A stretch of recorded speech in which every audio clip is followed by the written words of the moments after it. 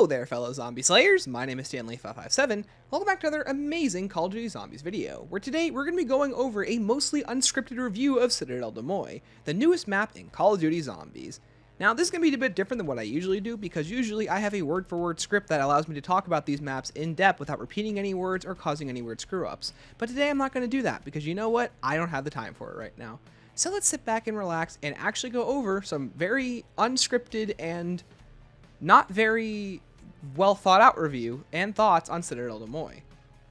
So first of all, what do I think of the map? Citadelle Des Morts is a very, very fun zombies experience. It takes a lot of very interesting parts and lessons that are learned from Origins, DE, and Ancient Evil, just to name a few, with obviously its biggest inspiration being Ancient Evil, a map that Kevin Drew personally directed.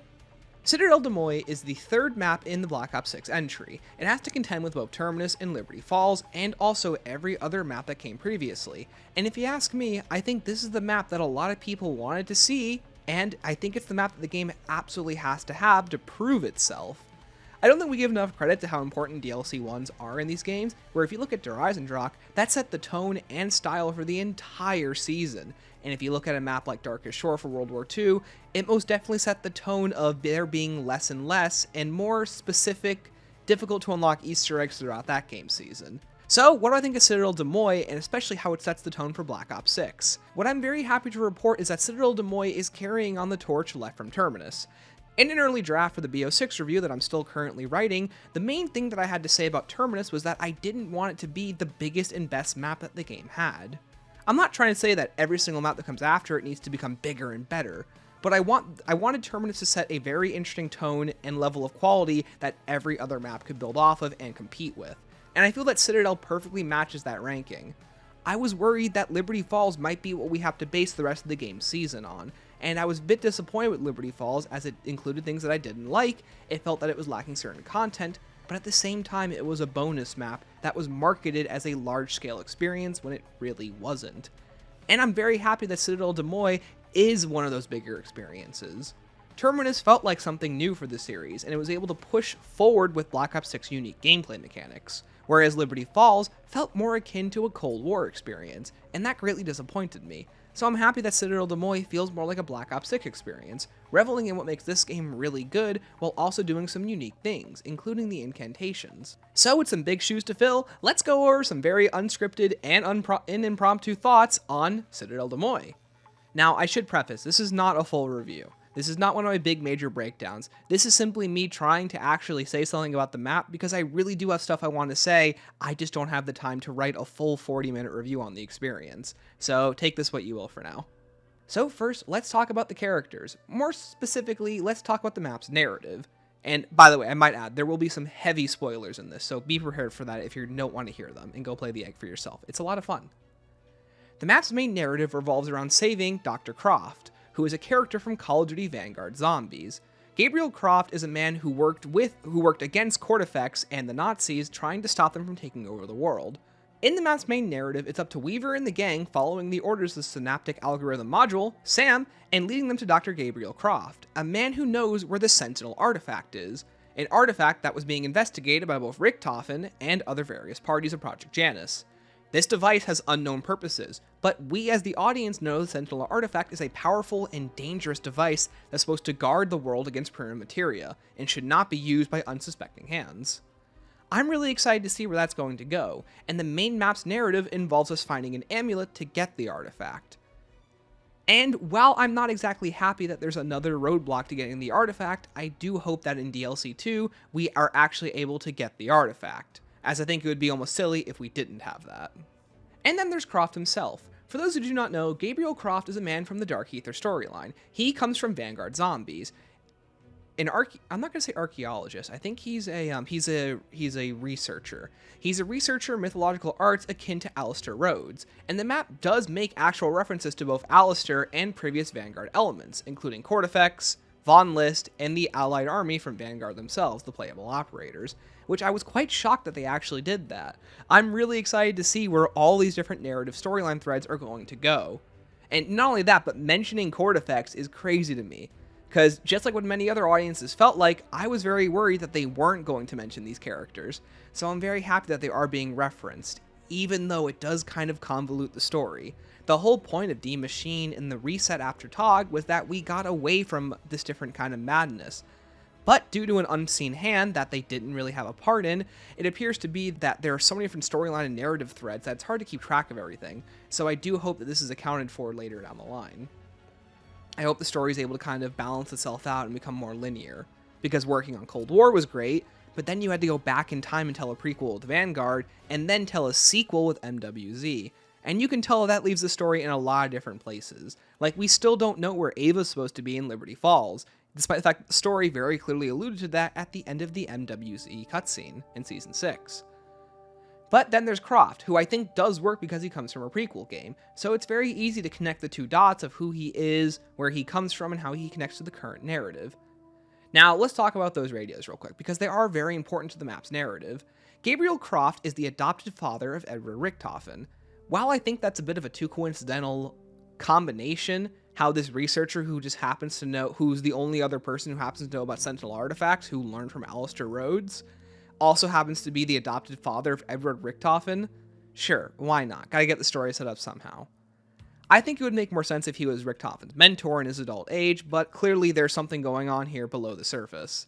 Also, being the adopted father of Richtofen, we learn more in the radios about Croft's entire life. We learn what happened to him after the events of Vanguard, we learn how he came across Edward, and we learn where he goes and how Edward gets connections into the CIA, where Croft is a man who worked on Project MK-Ultra.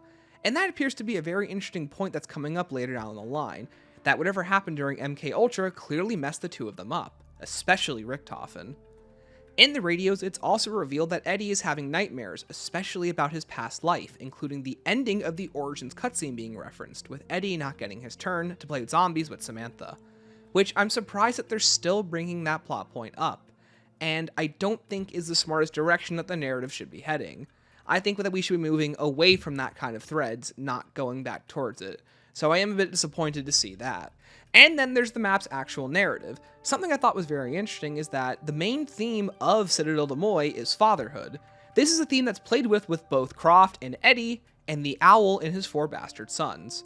The map's actual in-map narrative is that you go to the Citadelle Des Morts castle, where a man called, I'm really forgetting his name right now, he's dubbed the Owl, essentially had 4 bastard sons that he planned on leaving his actual kingdom and legacy to, with one of the sons having to complete this trial to get the amulet, to obtain the Sentinel artifact to rule over Avalon, if I'm understanding this correctly. It appears to be none of his 4 sons ever unlocked the swords destined for them, or were able to acclaim the power to get the amulet in the first place, which is why it exists on the map. The whole theme of the map is fatherhood, and how you can respect and treat your sons and children. You have Croft and how he treated Richtofen, and throughout the map's narrative and throughout the Easter egg, there are many allusions to the fact that either Croft didn't raise Richtofen correctly, or simply things came up that affected him. This is where the MK-Ultra reference comes up.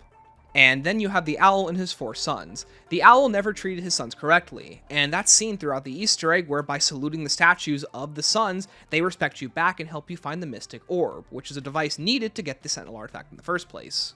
It appears to be that that's a major theme in what they're wanting to go for with this map, but I feel like it's just not touched upon enough to be connective, to connect to the actual narrative of Croft and Richtofen. Croft is constantly I think this is a bit of a flaw in the narrative because they don't want to reveal to the audience that Richtofen is his son throughout the main quest, because that's how most people experience the story. Despite both the radios and the outro cutscene pretty much outright saying it themselves. I think it's one of those things where I think this narrative is just missed properly because it's happening on a map where the reveal is happening. So they can't properly connect the threads of Croft being Richtofen's dad because they don't want to spoil it for the audience, but at the same time, they spoil it for the audience and the intel, which I think is a really weird thing to do. I think Croft should have stuck around for one other map because he for those who don't know, spoilers, he dies in the outro cutscene. So I think if you wanted to connect this tissue, you could have the reveal that Richtofen's his son in only the outro cutscene. But in DLC 2, we get radios, we get conversations about his life with Richtofen, and then it's further explored how his relationship works.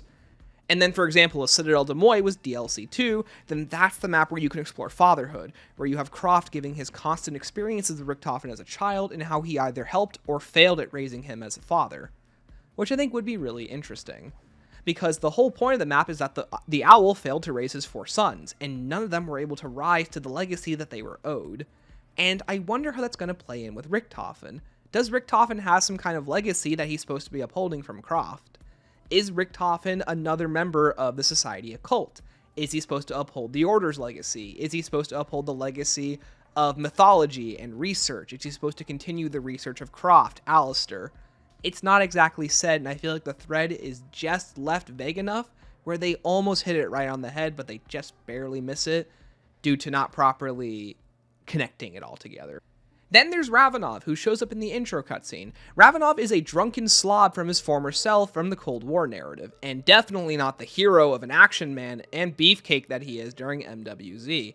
So I'm surprised that they went with this middling narrative where he's an alcoholic drunk who needs to be picked back up. It's very clear in the intro cutscene that he misses Samantha Maxis, a woman who he found a deep friendship with, and who clearly promised him that she would owe him a debt, but now with her gone, she can no longer repay it, leaving him feeling empty and devoid, like he had just lost a friend. And I think that's very sad. It's a very telling narrative, but I don't think the map has the space for it. You have Weaver, Carver, Gray, Maya, who has her own entire plot line that's explored on this map.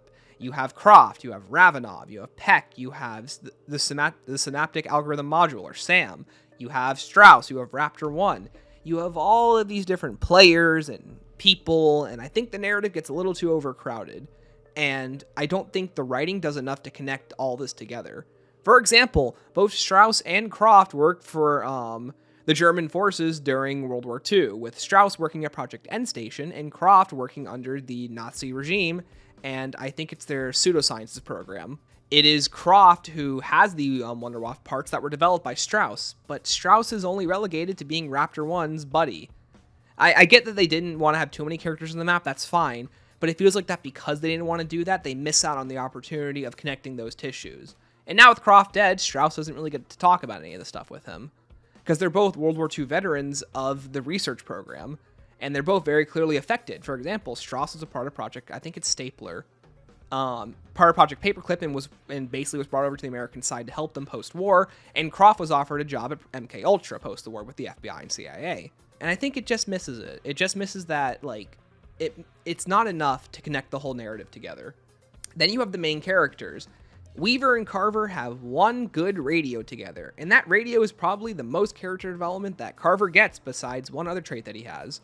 I think Carver being the glue that holds the team together is what works about his character, and I think it's that little missing linchpin that if they were to tie the maps more to the 4 characters, it could really work. You have all these characters who are messed up. You have Gray, Weaver, Strauss. They're all melting at the seams, and it seems to be that Carver's the only one that's turned his breaking point back into his strength. And I think it's sad that they don't evolve more on that. Carver is he's the one who's holding Weaver together right now on their boat ride from the Philippines to Avalon. And I think that's a really interesting, touching point that they just miss it. They just miss on being able to add more to it. I think Carver's perfect for that role. The other trait that Carver gets to have is that he gets to be the suspicious one. He's the one who's actually asking the questions about Sam, and he's the most suspicious of her. This lines up with a lot of Cold War's intel, where he was immediately suspicious of the director, to the point where he almost is taken out by the director, but is simply deemed not a threat. And I think that's really interesting, especially with how far Carver has come in the narrative. He has gone from being a man who served in Vietnam to being thrown away by the country that quite literally threw him into battle. And I think that there's something there. I really hope that they explore that, because the way that we treated veterans historically after Nam was terrible. And I think that there's some interesting plot points to explore with Carver with that. Just like the clones in Star Wars: The Clone Wars, you have a very interesting narrative to tell with people who are post-war, especially non-veterans, and how we've mistreated them. And I think that they're very close to touching on that narrative perfectly, but not right there. Then there's Weaver, who this is an issue with all the characters. Their writing comes off as extremely edgy. And I was trying to figure out what I didn't like about them, and I think I finally figured it out. I was reading a Twitter comment about Maya, and as someone who was an Australian basically said that what they didn't like about them was that they were trying to lean too hard into her stereotype of being an Australian, with many of her quotes not being funny or witty, and just being overall cringy and trying too hard. And I think that's probably the best way to describe them. I think a lot of what they're trying to replicate is the Ultimus and Premise crew, who are mainly Ultimus, who are racial stereotypes that have very specific stereotypes attached to them. And I think that they try really hard to lean into them for the sake of giving them some character. And I think that's where some of the writers fail, is that if they really wanted to do that, they have to go all in on the stereotypes, almost offensive. And I think that doesn't work for the series anymore. It absolutely doesn't work nowadays. And you can tell by the way that they wrote Ultimus in Classified, for example. I think it's a bit difficult to express why the old characters won't work anymore, no matter what context that they're in. When everyone says bring back the Ultimus and Primus crew, they want the funny, they want the brash, they want the people who are rude, crudely offensive in their stereotypes, to the point where it was almost unabashedly insensitive to other cultures. But I think what a lot of people miss is that in the more modern era of Treyarch, for example, with Classified and Alpha Omega, the last two maps that the Ultimus crew show up on, they're not really that funny. They're extremely toned down versions of their stereotypes for a reason. It is explicitly racist to do that, and that's not something that we do anymore. We want to move past that. The only problem is that what people don't even remember is that Classified and Alpha Omega aren't funny. The quotes aren't funny in either of those maps, unless it's specific traits outside of their nationality. For example, like Ultimus Richtofen's homosexuality, which isn't really funny because homosexuality is a real topic to talk about. So again, it's why you can't really do that anymore. And I think that gets more into how the characters talk, how the characters speak, and that goes very much into their writing right now. It's why the characters feel too try-hard. If you've listened to the quotes for the past 5 games now since BO4, you're going to notice the Chaos crew run into that similar issue too.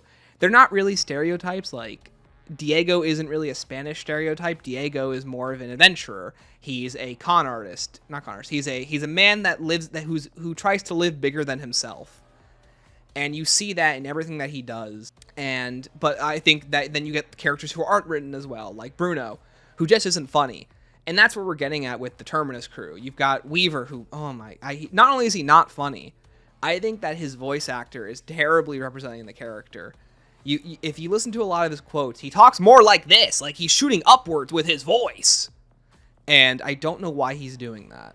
Because I think it's the same thing with Gray. Gray, to a lesser extent, but Gray's actress is doing the exact same thing. Where when they're trying to, like, be more macho and they're trying to be more serious, they'll talk more like this. And they'll be like, yeah, I just got that kill. Back in the Requiem days, I couldn't picture you in the field. Now, only way I picture you behind a desk is using it as cover. There's simple evolutionary pressure. Turns out everything wants me dead, and I've gotten really, really good at not dying. Hunting down an ancient artifact because a rogue computer told us it could bring Max's back might not qualify as a solid plan. Could be the dumbest thing we've ever done. Or a 1,000 IQ move. Whether it works or not, we still don't want Richthofen getting his grubby mitts on the artifact. And I don't know why they're doing that, because I think one of my favorite lines in the entire map is in the outro cutscene with Weaver. When Croft is in his dying breaths, he tells the gang not to kill his son Richthofen. He even states, "Don't kill him, he's my son." And Richthofen, where is he? We know he contacted you. Please. Please don't kill him.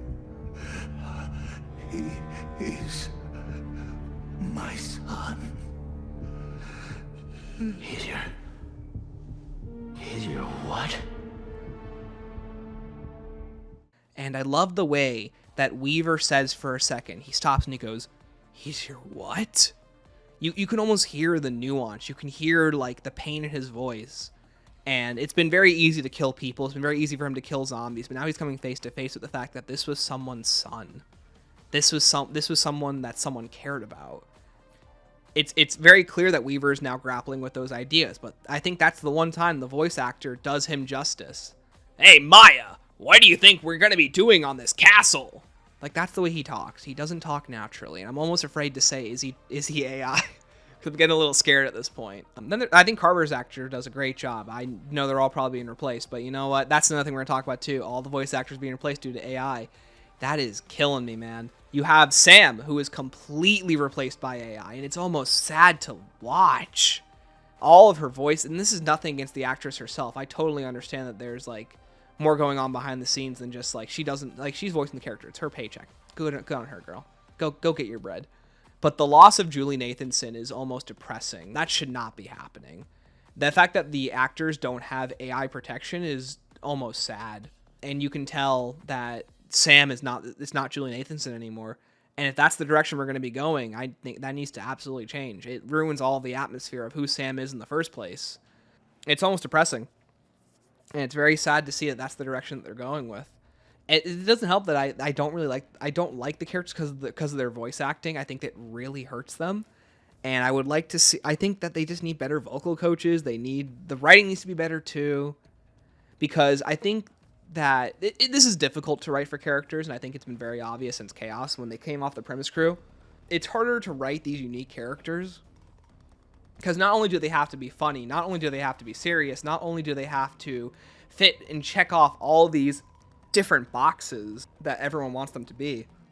And I don't envy Treyarch at all. I think this is a very difficult task, but as a reviewer, I can also review and say, yeah, I don't think the voice actor lines are very strong in this map. And I think that's probably the most true thing I can say.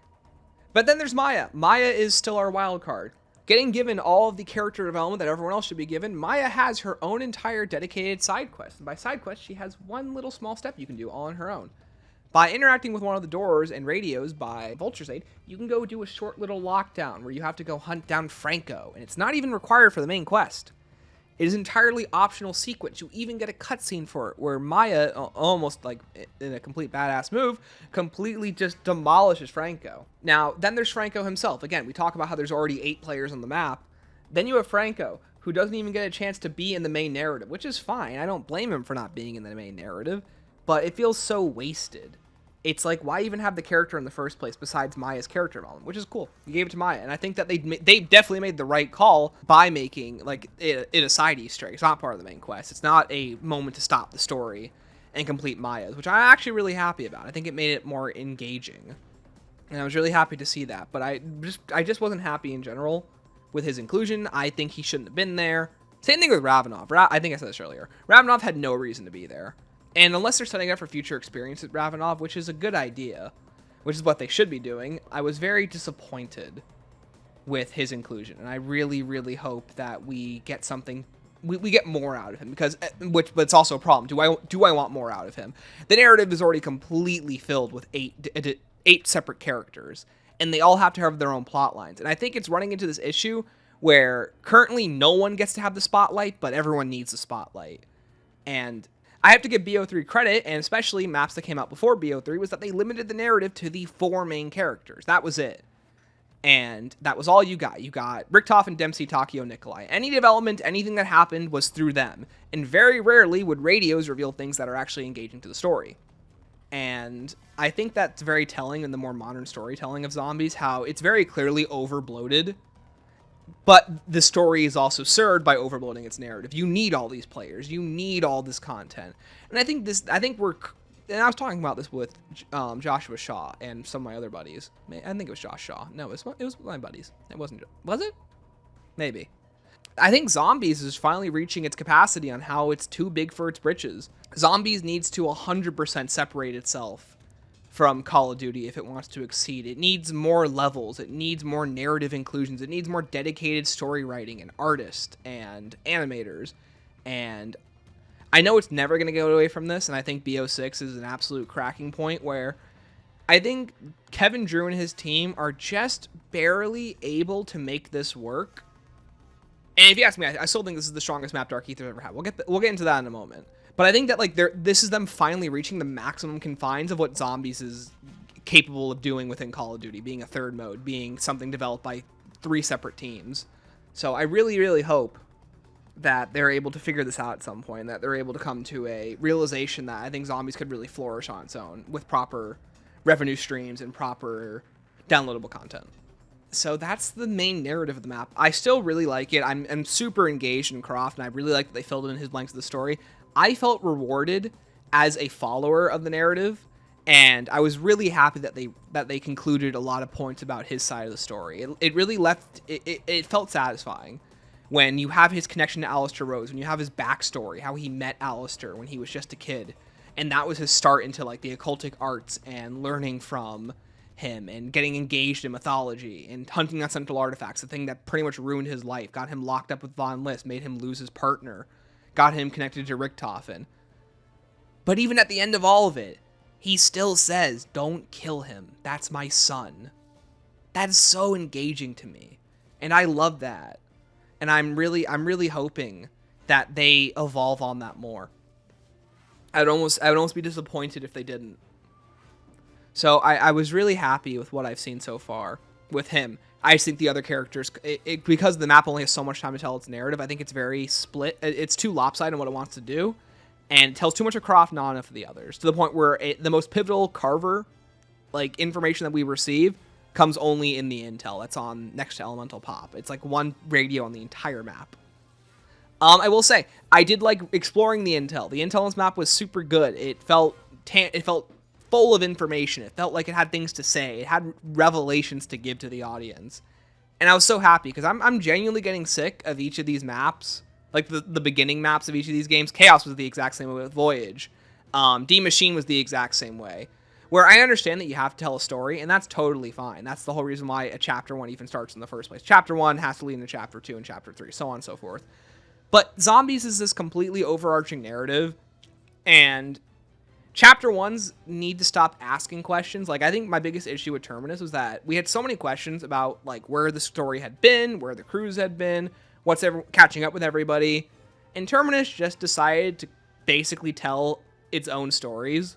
And like, it told its own story on the map. It told the world. It gave world building, but it didn't really answer any questions. And I was kind of upset by that, because the way I heard the two maps were being marketed was that, like, I still don't remember if this was actual marketing or not. But I think it was, where they said, or at least this was theoried, was that Terminus was going to be the story about the characters, and then Liberty Falls was going to be must have been a theory. Liberty Falls would have been the overarching narrative, because we didn't get either of those. Terminus barely explores the actual characters besides Maya. Maya is 100% the center point of that map, alongside, ironically, Peck of all people. And Liberty Falls didn't give us anything. Most of the radio simply just told the story of characters on the map, and I didn't really feel like it did a good enough job sharing that spotlight with the overarching narrative. I didn't learn anything about Project Janus. The SAM unit wasn't explored at all besides in the Terminus ending. What happened to Eddie, that wasn't explored either. So I'm really glad that Citadelle Des Morts stepped things up and started giving us answers. It said, okay, here's Croft. Here's his part of the story. Here's where he's been. It gives you his entire narrative and essentially the entire map. If you go out of your way and you look for it, you're going to learn a lot of really cool things. You're going to see that Alistair once stopped by the castle, and he was trying to work with a man named Archibald, and he was trying to get access to the Sentinel artifact. He wanted to find it, or at least the amulet to find the artifact. He could never. And he had paid people, the same way Eddie had paid people to kidnap Croft and look in the castle. By the way, speaking of Croft also he was able to cite an incantation from a Dark Aether entity around the castle to start, like, not start the trial, but to help them find the amulet. And I think that's really interesting. I've heard that apparently the voice that speaks through him sounds like Nordicus. So if it was Nordicus that spoke through him, the Dark Aether Norse god, that would be really cool. And I hope that they continue to wrap more of that Dark Aether lore in. Because I think a bad narrative wouldn't use any of it. A good narrative finds the best way to use it. It's not going to override the narrative with it, but it's going to find the best way to share it. Then there's level flow. So let's talk about the map design. In a Kevin Drew and Modern Zombies team classic, Citadelle Des Morts is 2 large circles. For those who do not know, Ancient Evil is 3 large circles, and that's its entire map design. Citadelle Des Morts is 2 large circles. You have the front area, which includes the spawn room, 2 paths leading up to the castle, and then the front courtyard of the castle where the cannon is. I think that that's 1 circle, and the second circle takes place in the actual castle itself. Sure, there's many overarching pathways, but for simplistic sake, it is a circle. It is a circle with 2 straight lines that lead you back to spawn. You have the circle by Pap, which is the bottom point of the map that leads you back to spawn, and you have the cannon from the halfway point, with a side Easter egg that can launch you either to the castle room or to spawn. It's a bit redundant, but it's cool animation. I like map design. It's very easy, very simple to understand. Kevin and his team have really nailed making maps simple and conducive to learn without teaching players a single thing about them. And I think that's something that him and his team excel at way better than Blundell's team. I think Blundell's team was so much more focused on the hardcore experience that it completely lost sight of what made a good map a good map. This is something Jimmy and his team excelled at too. And I think that Kevin and his team, I don't think people give him enough credit, him and his team, the modern team, which I still was part of the old team. I totally understand that. But I think that not people give Kevin and his new team credit for what they're able to teach the player and how they can lead the player without saying a single word. Everything is understood to the point where progression in the early game is different than it used to be. Progression is now more set up to exploring the map, which to the point where, like, solving the swords is something that they want you, the player, to figure out. Not look up a Waffles guide, not look up a glitch guide. Nothing against them, by the way. They're great guys. But I think that the developers really want you, the player, to figure things out. And I love that about this map. I think most of the stuff that's on this map is very easily solvable by yourself without a guide. There are 100% hiccups. There are 100% things that you're just not going to know. For example, one of the biggest ones being the astrology step for the Shadow Sword. I didn't know that. Apparently this is really easy if you know star signs and astrology. I think there should have been at least one thing on the map that showed you exactly what to do. But besides that, this was an Easter egg that took me and my buddies about 7 hours to, or I guess if you count the 2 hours I did beforehand, 7 hours to solve. And I think that's really, really cool that we were able to complete it. Sure, we had a little bit of help with stuff that would have taken us a bit longer to figure out. So talking about map flow, and I think I really like the way that the map tries and gets you engaged in its mechanics. It really wants you to solve its Easter egg. It really wants you to figure out how to build the sword yourself. And that's super cool to me. And I'm really happy that they tried going with that. I think this direction is better for the series. It's way healthier. It allows the audience to figure things out on their own, and it's made in a way that's actually solvable without 15 different quest lines being shoved in your face. And I'm so happy that's the case. For example, the main quest is, like, in my opinion, the perfect length for a main quest, especially if you're solving it on your own. I think what a main quest is missing at this point is being able to solve it on your own, being able to figure things out on your own. We're so close to having that, and I think that developers are pushing everything in the right direction to do that. I think, like, you know, in my opinion, like, having randomized rewards at the end, like having cosmetic rewards for redoing eggs would be perfect. I also think people try and sensationalize Easter eggs too much. I think this is one of their more perfect eggs. It's short, it's fun, it's interesting, it makes you do different puzzles, it has you solve things, it has a ton of zombie killing steps. It makes you do things that think too, especially when you're first solving it. And I really like that about it. But I'm talking more about the game design, not about the egg yet. On the art design, I think this is a really cool castle. I think they did a really good job making the environment look interesting. Especially when compared to what's most likely going to be repaired to till the end of time, Dreisendrach. I think going with a yellow hue instead of a blue one instantly gives the map a more unique identity, because you have yellows, you have browns, you have grays, you have reds, you have the other side of the color wheel, whereas DE is very much its blue, whites, and dark blues. And I'm really happy that they went with something more unique for this iteration. I think it absolutely makes it stand out, gives the map a whole different flavor, and it's not just like a castle designed by Group 935 Loyalist. It is made in medieval times. It has history in World War II. It has history with graffiti artists coming and raiding it. It has Franco and his gang using it as a outpost for their crimes. I think that's really cool. And I think that a lot of that is expressed naturally without even being said. I think it being said in the blog post is almost stupid and kind of takes away a lot of the narrative world building that you can do with this map. Then there's the music, which I was a little bit more disappointed by. I think that, unlike I think Terminus, which had a bit more of a striking soundtrack, and Liberty Falls, which I think has a more Forsaken-inspired soundtrack, Citadelle Des Morts has a more generic medieval soundtrack. I think there's very few tracks that stand out, but then again, I think if I really count it up, there might be 2 tracks in each soundtrack on both previous maps that I would say stand out. So I think maybe it more lines up. There's a lot more going on, and I noticed that they do a lot more with atmospheric music, like they did in Origins, which I really like. I think it does lead to some music being more forgettable, but I would much rather... I like that they're trying to shoot for more music in these maps. They're trying to give each section its own feel. They give each sword its own soundtrack. They give the trials their own soundtrack. They give entering the map a more quiet period its own soundtrack, and I really like that. I think it makes the map more interesting, and it adds a lot of life. Even if the soundtrack isn't as memorable, I like that it's there. But there are some standouts. I think when you first interact with Croft and you hear Alistair's theme in the background, that is a chef's kiss. It's almost emblematic of where the narrative is going, and I'm really happy that they did it. It was not only surprising, it made me gobsmacked me. But I was so excited about it. And why you are here? To obtain the sentiment artifact. I really like seeing that. I love hearing Alistair's theme. And to have it start playing in the middle, like in the beginning of the map, perfectly alludes to what's going on here. This is a trial. Not in the traditional sense of a sentinel trial, but the whole map is literally an allusion to a trial. It is a father trialing his children to try and find the amulet to help them find the Sentinel artifact. Should they be strong enough to find the amulet, they are more than strong enough to take down the artifact, the Sentinel artifact. Whatever that's going to happen with that. And I think that's really cool with how they try and use illusions and how they try and wrap all this together. It's so emblematic of the future of where this narrative is going, where you include more magic, you include different variations of sci-fi. Because I think it's very easy to say, why can't zombies just be zombies? Why can't it just be Nazi zombies of people messing around with experiments making zombies?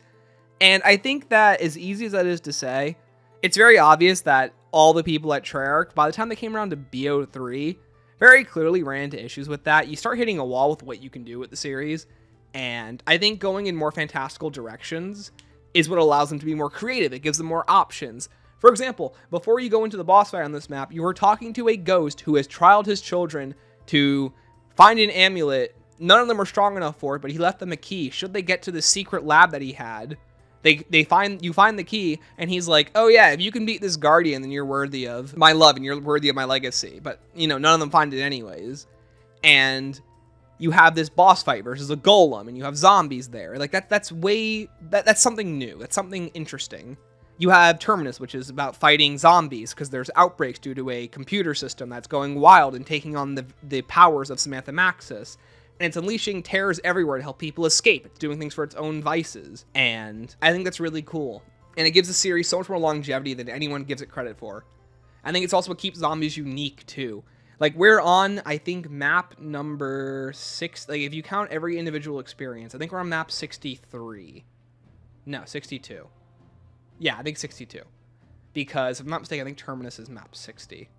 If you compare every single Treyarch, IW, and Sledgehammer experience, ignoring Extinction and ignoring survival maps, I think this is complete experience number 63. And I think that's really cool. They always find ways to keep it fresh. And that's what I love about Citadelle Des Morts. It feels like such a fresh experience. It doesn't feel like it's taking from all these different, like, inspirations, but it feels so completely fresh. It feels so completely new. I love the swords as a wonder weapon. I love the inclusion of chaos into it, but I also don't like how they go full magic either. I like that there's a lot of sci-fi still wrapped into this location. There's a lot of old tactical technology in it. You have cannons, you have the hot oil, you have the mystical power points, like the Ring of Fire power points. And I think that's really cool. And I like when I think maps are better when they can do both, when they can straddle both themes. Forsaken was something I really liked about that. I really like the magic of the Crystal Axe, the Forsaken, but I also like the more tactile nature of the experience. I like the sci-fi inspired look of it. The very 80s falling apart USSR vibe that it has, because it's right at the end of the Cold War. It speaks to both being a thematic finale of the game and a thematic finale to its overarching themes. And I think that's super cool. Take a shot every time I say super cool. You're going to be drunk by the end of this video. I'm super excited to see where it goes next. It all works. It all really, really works. And I think that's what makes such a strong experience, too. It's not just a Cold War experience. It's not just a Terminus. I think Terminus works really well, too, but I think Terminus is missing that linchpin. And I think what really works about this map that makes it a linchpin is the castle. It's the owl. It's because I think what didn't work about Terminus was that Modi doesn't really get to do a whole lot on the map. Modi shows up halfway through the Easter egg, which I'm glad. I thought she wasn't going to show up at all. Modi is a one-off villain, and I think that's good. I think that this map's main villain is, ironically, it's a mix of Croft and Richthofen, because technically it's Croft who didn't set Richthofen on his way, but he's the central character that's centering around, and Richthofen's the villain. But you also have the owl, who is the father, who basically set up this whole amulet hunt in the first place. And the way that it reflects on Croft, even if the narrative isn't fully filled out on the father-son relationship on both sides, it still has it. It wraps a central theme into it. You have more Kinect gameplay. The Manglers are completely gone on this map, and honestly, I think the gameplay is way better because of it. The Doppleghast enemy is perfect, and I think that overall, its themings are much stronger. I love the Easter egg. I think the Easter egg is great. I like the way that it shifts into legacy and mythology and sci-fi, and that all works really well. I think where it falls off is its characters, and that's fine. I completely got sidetracked on the music.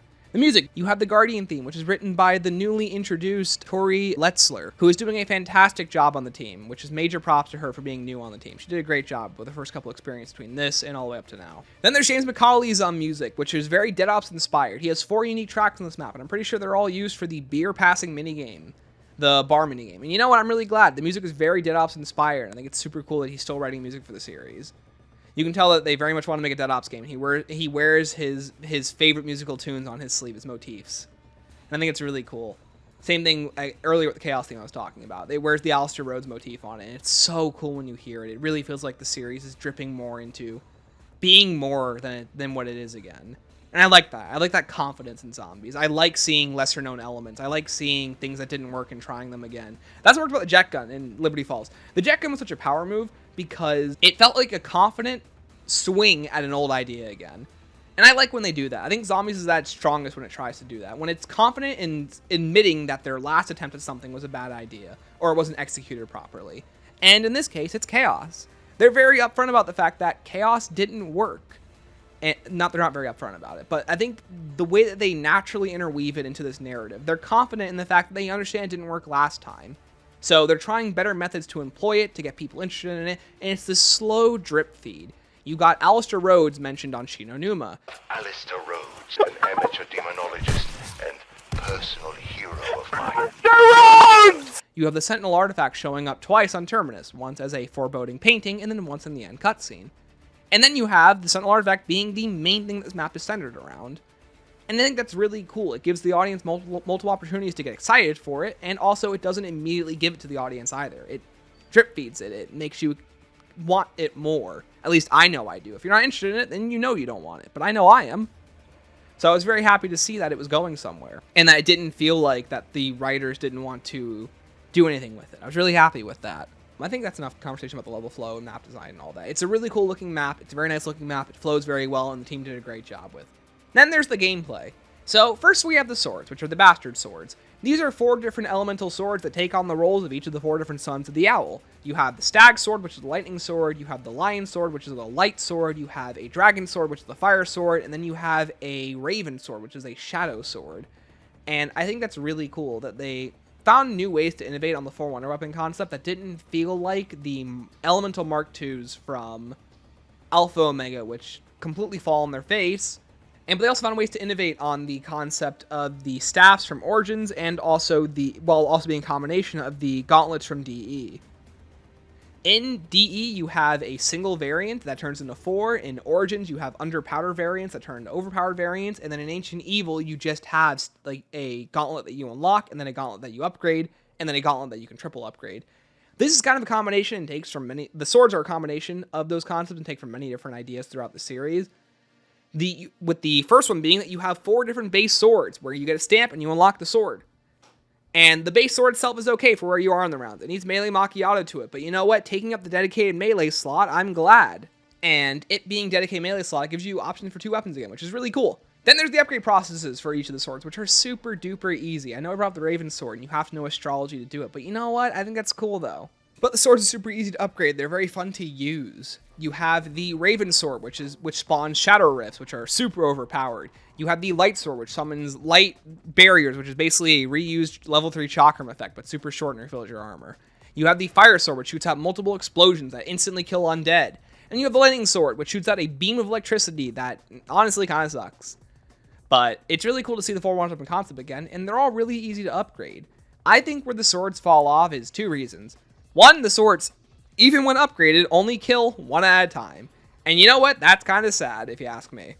I think that the swords should be way more powerful than that. And, like, even if it was just 2 zombies with a standard slash. But 1 at a time is a major issue. It's not too bad in solo. I think where it really is a problem is when you're playing, when you're playing co-op, it's not a problem. Horde density is super low in co-op, so at most, you're dealing with maybe 12 zombies at a time. Yeah, I know it's not accurate, but usually that's what they want to shoot for. Is you're dealing with 12 zombies at a time split between all 4 players. In solo, you were dealing with all 50 zombies at once. I think it really hurts the experience because you have all these different, you have 50 different zombies. You can only kill 1 at a time, and it's not really worth it. It also doesn't help that each of the swords to do their charge attacks, you have to get kills with melee. And for, like, the Light Sword, for example, it feels like it takes over 50 kills just to recharge the special ability on it. It takes way too long, and I really wasn't happy with... I think it really leads to the swords feeling lackluster. It doesn't make them feel worth it to use in comparison to other weapons. And I was disappointed by them. I think as much as I love the swords, I love the designs, I love the concept, I think they're really cool and fun to use, super intuitive. I think that they're just missing killing power. They look cool, they have cool abilities, they have easy to use upgrades, they just need more killing power. If you had them even melee 2 zombies, like 2 zombies per slash, they would be so much better. One at a time, even when upgraded, like I think if it was unupgraded and it was 1, fine. Upgraded, 2, perfect. Even 3, if you really want to shoot for it being, might be a bit too strong. I would much rather prefer that. Then there's the charge attacks, which again, take way too long to charge. I think it's not insulting, but it just takes way too long. Like for the light sword 50 kills, it feels like they all take that long. I think that it really slows down how much fun you can have with them.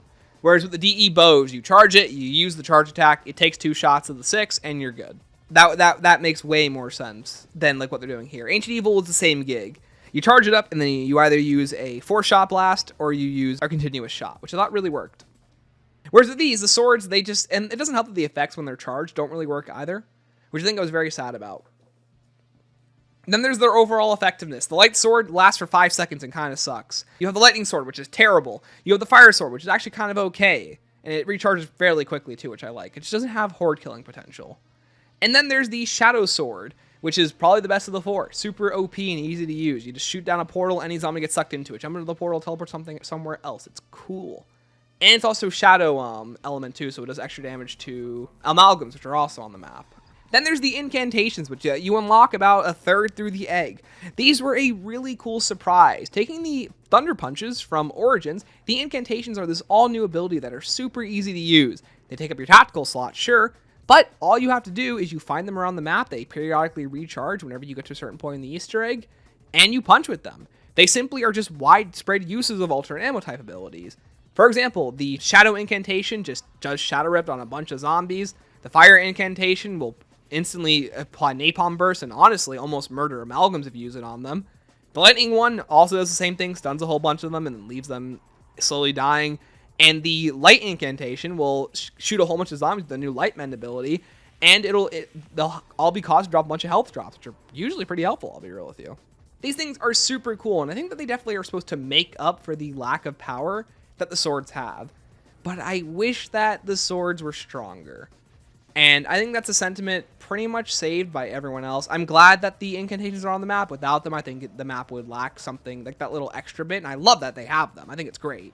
This is the first time that we've seen a unique equipment in zombies that's not just like a Strauss counter or like the MWZ like radar, and is actually useful. It's a new weapon. It's not Samantha. It's the first time since the Samantha box that they're doing that, and that's super cool. I love them. Then there is the upgrading, which is pretty easy. Unlocking, which is pretty easy too. You find a stamp zombie past round 10, and you know what? Bam! You unlock a sword. Super easy to do. I'm surprised that the armory didn't come back either from Liberty Falls or Terminus. So I think it's weird that didn't come back at all, but I'm glad that they at least had something to replace. They didn't have something to replace it, but at least they had stuff that you could pick up that was replacing it. Because honestly, with the swords, I think even they realized that because of the swords, you don't have to upgrade an entire weapon. And that saves you a ton of resources. Almost kind of not nullifying, but you don't need the armory to get extra rewards because you have a sword, which is, once you upgrade it, it is pretty much going to work the entire game. You save so many resources by doing that. You don't have to buy a weapon, you don't got to pack it, you don't got to triple pack it, you don't got to get rarity upgrades on it, and it's super simple, and I love that about it. Then there are the enemies. Being the first new enemy, we have the Doppleghast, which is the first, let me think, we have the Amalgam, but it's the first new special enemy since the Disciple in Mauer Toten, which is kind of crazy. No, Stormkrieger. Never mind. We have the Stormkrieger and Zabala. Still a unique enemy, though. Not the Mangler. The Doppleghast has no armor, super easy to kill. You can back up from it, you can run from it. It can't really outrange you, has a AoE death attack, which is cool. Super easy to kill, super fun to kill. And it's a good enemy. I like it a lot. It looks a little too similar, though. I wish we got some kind of... I know I just said I didn't want the Mangler, but I wish that we had some kind of, like, enemy in knight armor, or we had something that felt more like it fit on the map. Because the Doppleghast just feels like another Dr. Modi creation from Terminus. It doesn't help that amalgams do spawn on the map too, which doesn't really help with identity, which made me very disappointed. But I was really happy that there weren't Manglers on the map. And then there's the amalgams, which apparently, if Doppelghasts are on the map long enough, they can turn into them for some reason. I don't know why. I think that's a really bad idea. But then there's the amalgams themselves, which are way too tanky. And I really didn't like how strong they were. And especially with their, first of all, like, they don't need self-healing by killing zombies. I don't understand why they have that. They already have 1,000,000 health. It reminds me a lot of the Thrasher, which is from Tetsubo, which is, funny enough, another map that Kevin Drew directed. So I was really unhappy that they're there, but I mean, they're not too bad. I think they fit pretty well into BO6. You have specialists, you have abilities. It really isn't too bad. They're just really annoying to deal with. Then there's a returning Vermin and Parasite. Since they buffed the Vermin and Parasite round, they are trouble to deal with.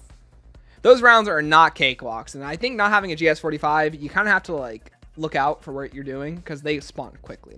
And then there are the fast travels. There are multiple fast travels on the map, and I'm really happy to see that. They're very unique. You have a sewer that you can go down, leads you through the whole map. You have the cannon, which allows you to go back to spawn and or go to the back of the castle if you complete a small side egg. And then you have the portal in the tavern, which puts you right in the middle of the map. I think these are perfect. The map is a pretty perfect size. I know you move already pretty fast in BO6, so the map design, despite being roughly the same size as DE if you laid everything out properly, because you move so fast, it does feel smaller, but I like that. I like that you can move around pretty quickly. I don't really feel like that there are any difficulties getting around. And I like the fast travels. They're all in perfect positions to get you exactly where you need to go whenever you want to go somewhere, and I love that. I know at least like 2 of the fast travels lead you back to spawn, and 2 of them technically lead you into the back of the castle, but it's perfect. I think it's great.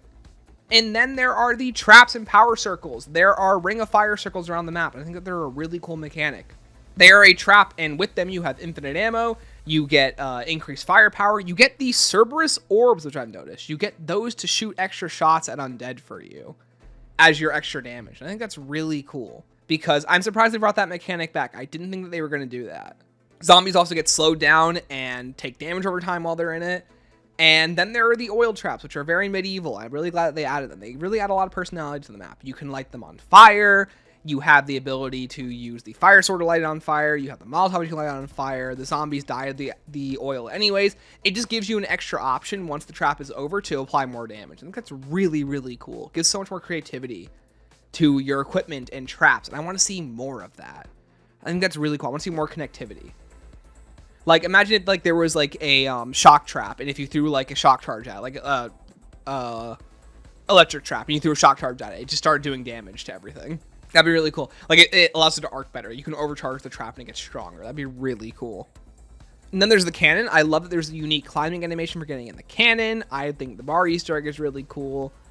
I think being able to move the cannon is really cool. There are there's a well Easter egg. Then there's finally the main quest. I've talked about this a whole bunch already. I love the main quest in this map. It's fun. It's exciting. It's easy to learn. It's easy to do. There are a few roadblocks. It requires some good puzzle solving, and nothing is too far out of the ordinary. Besides the one astrology step with the shadow sword, I still don't know why they went with that and have nothing on the map to tell you how to solve it yourself. I'm gonna talk about that real quick. For those who don't know, to upgrade the Raven sword, you need to find a fossil rock in the alchemy lab, and then you need to match up different astrology signs and alchemical symbols to those fossils, depending on which fossil that you get per game. And there's nothing on the map that teaches you it. There's nothing on the map that says what to do. It is simply a question of, do you know astrology? Yes or no? And that's what they want you to solve. And I think that's really stupid. And then there is the salute, and then there's the emote step. To get the Mystic Orb throughout the main quest, to actually find the secret lab, you need to punch the statue with an elemental sword, and then you need to salute them by weapon inspecting.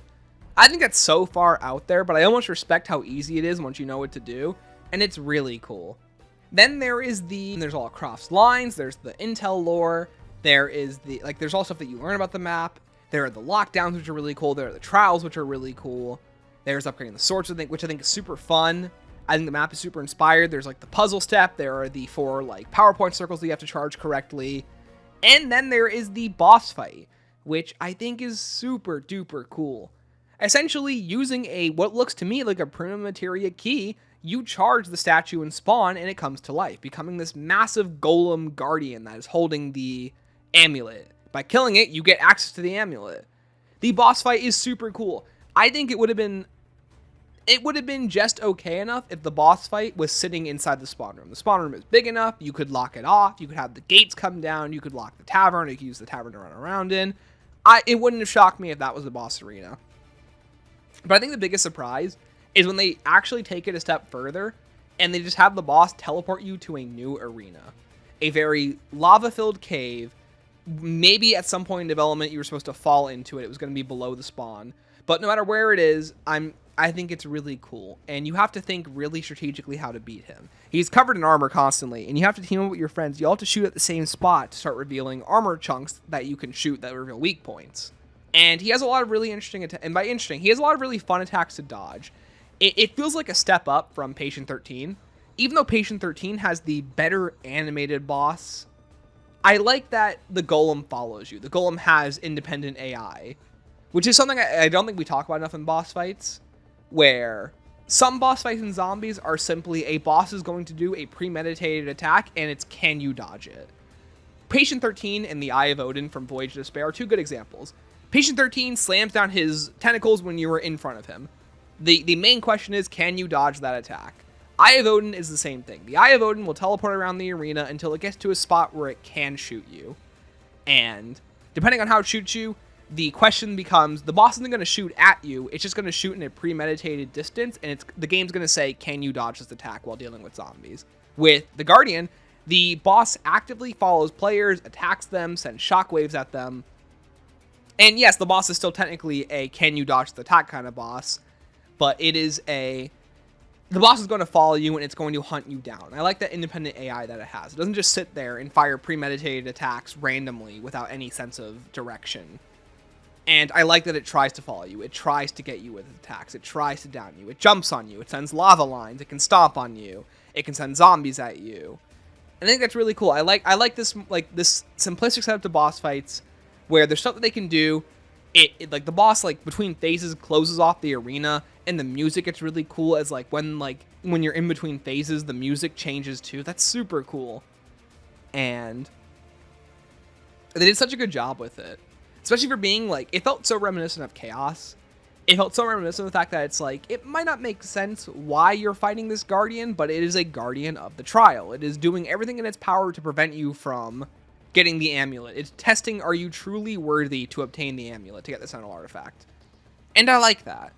I like that a lot. I like that it incorporates so much Chaos mythology into it. Very subtly. It doesn't say it at all. Or even if it was intended. But you know what? As my audience interpretation, I like to think that it is. Croft starts the trial, basically. The whole map is a trial ordained by the owl for his sons. And at the end, you unlock the prize. Which, are you worthy to earn it? And if you are, you get the amulet, which I think is really cool. And I was really happy with the boss fight.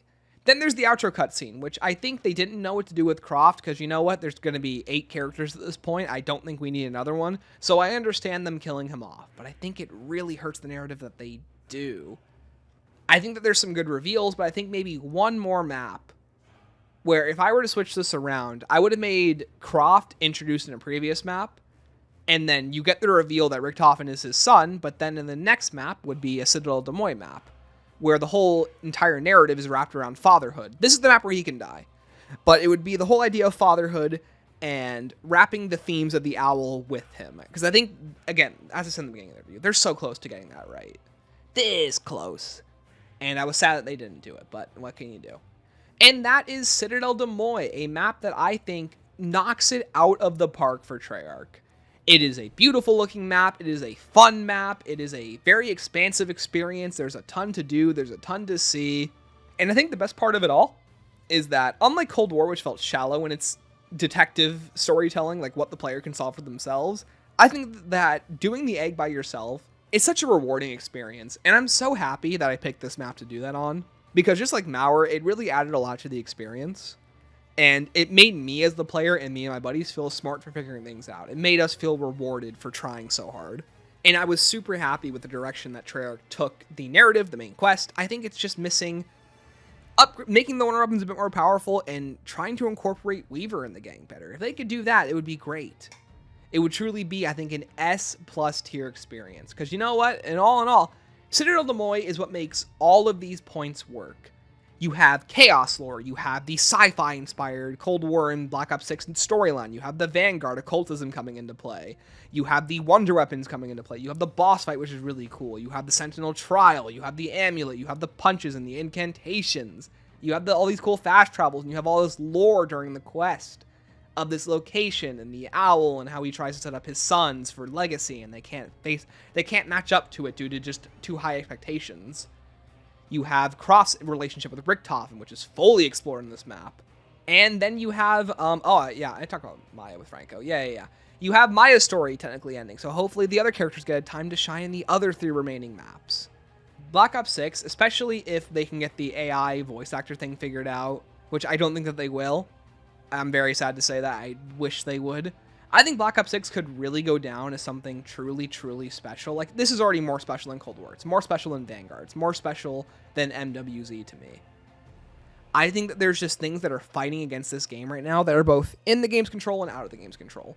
The main one being the characters. I just don't think that the characters are really wrapped too well into the narrative, and I'm waiting for that moment where Weaver's going to get someplace to shine in the story, and I hope it's not at DLC 4, because that will be too little too late. Citadelle Des Morts is where it's all working finally. The Dark Aether narrative is working. It's building towards something. It's adding stakes to everything. People are dying. You have new characters being introduced. You have old characters coming back. And by old characters, it's old, new characters. I'm not seeing Dr. Groff. I'm not hearing Dr. Monty. I'm sure as hell not hearing about Richtofen, besides, like, the stuff that Eddie gets. I'm not hearing about Victus or anything. I'm hearing about new characters. And I hope that they continue that trend to the next map. I think Ravenov and Weaver could be a great pair to explore in the next experience. And I think if they upgrade those wonder weapons a bit more, ran through some update patches and balance patches, this map is something truly special. And I would love to see it be the new baseline that I want the season to go off of. Terminus was the first one. I think for me, Citadelle Des Morts took it another level. And it all has to do with presentation, style, and narrative. So I want to see the next step up from Citadelle, or at least the next map to Citadelle Des Morts to keep the bar going, to keep it up that high, to keep the quality that high. And I'm super excited for what they're going to do next. But please, everyone, tell me what you thought of this more impromptu video, this lesser serious review where I think I actually covered a lot of the points that I wanted to cover. It's just in a bit more of a rambly sense, which if you watch my videos, that's pretty similar to that already.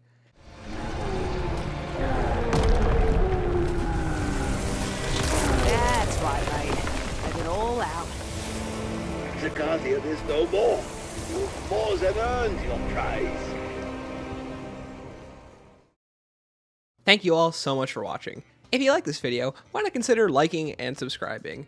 And real quick, huge shout out to LastGen for the amazing work on the thumbnail render that you all are seeing right now on screen. He did a fantastic job. Go follow him.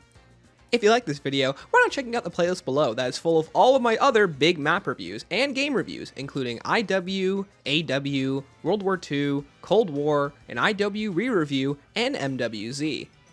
But with that said, everyone, thank you all so much for watching. And remember, keep on slaying.